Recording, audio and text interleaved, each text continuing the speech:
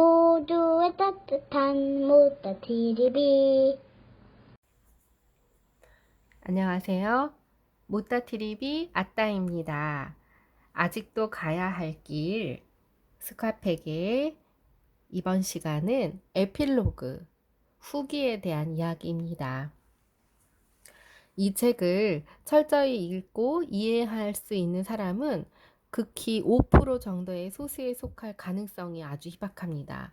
어느 경우든지 주의 깊게 때로는 점진적으로 이러한 소수의 환자를 구분하는 게 유능한 치료사의 핵심입니다.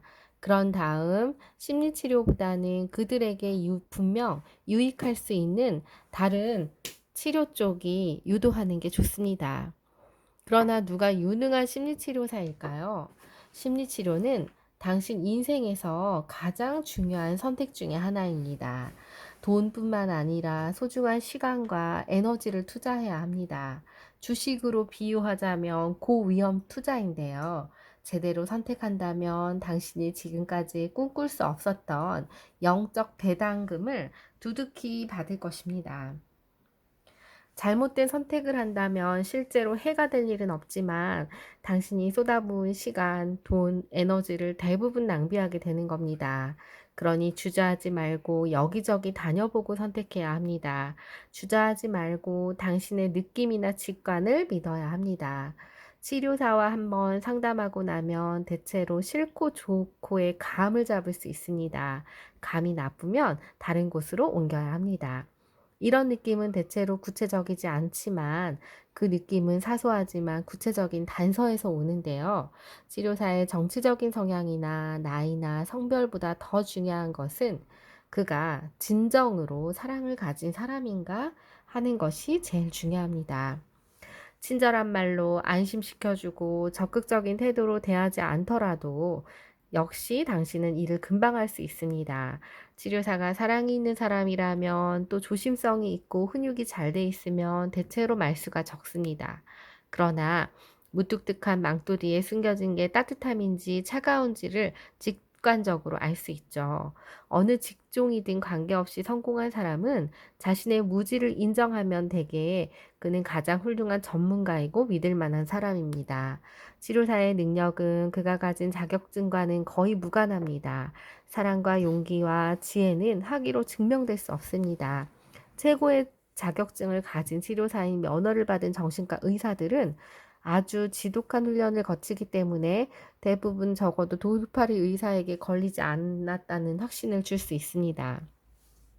그러나 정신과 의사가 반드시 심리학자나 사회복지사보다 목사보다 더 나은 치료사는 아니며 심지어 더 못할 수도 있습니다. 입소문을 당신이 치료사를 찾는 출발 시점으로 삼는 게 좋습니다. 당신의 증상이 심하고 육체적인 고통이 병행된다면 정신과 의사를 우선 만나보도록 추천하고 싶습니다. 핵심적인 메시지는 이렇습니다. 심리치료는 두 사람 간의 강도 높고 심리적으로 밀착된 관계를 필요로 하기 때문에 믿을 만한 특정인을 스스로 선택해서 책임을 대신 져줄 사람은 없다는 것입니다. 치료사이건 환자이건 모든 사람은 독특한 개성을 가지고 있습니다. 당신은 자신의 독특한 직관적인 판단을 믿어야 합니다. 어쨌든 약간의 위험은 따르게 마련이므로 행운을 빕니다. 모든 문제를 감수하면서 심리치료를 시작한 것은 용감한 행동이므로 당신에게 존경을 표합니다. 제가 이 책을 참 여러 번 읽었는데요. 처음 읽게 된 계기는 학교에서 과제로 주어져서 읽게 되었습니다. 한 15년 전쯤에 처음 읽으면서 그 당시 저에게는 20대에서 30대로 넘어가는 시점이었습니다. 사실 혼란스러운 시기였고 당시 저에게도 인생에서 과도기였습니다.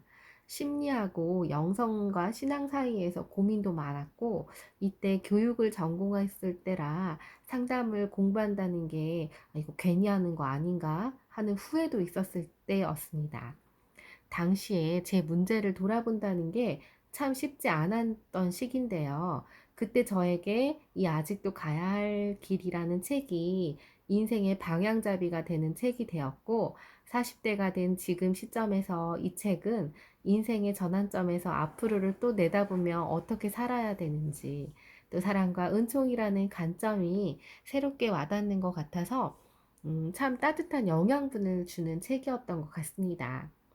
삶은 고해다. 어떤 사람은 열악한 환경에서 참 힘들게 태어나고, 또 어떤 사람은 사랑받고 행복한 가정에서 태어나는 자체가 저는 개인적으로 참 불공평한 거 아닌가 하는 생각이 들었습니다.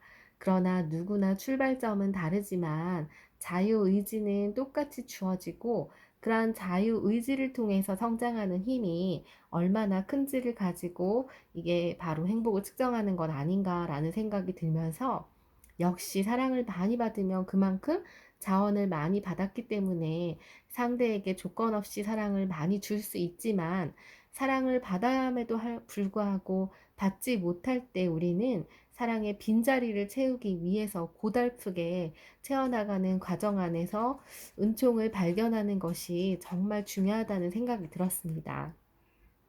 저자가 제 나이에 이 책을 썼는데요. 어떻게 이런 통찰력을 가지고 이 책을 썼는지 처음에는 되게 어렵게 느껴졌지만, 읽으면 읽을수록 여운을 주는 책이라고 생각을 합니다. 어려운 책이지만 꼭 직접 읽어보시기를 추천해 드리면서, 내 인생의 여정 안에서 이 책이 삶의 방향서가 되시길 바라며, 또 제가 길게 길게 이 책에 대한 이야기를 했는데요.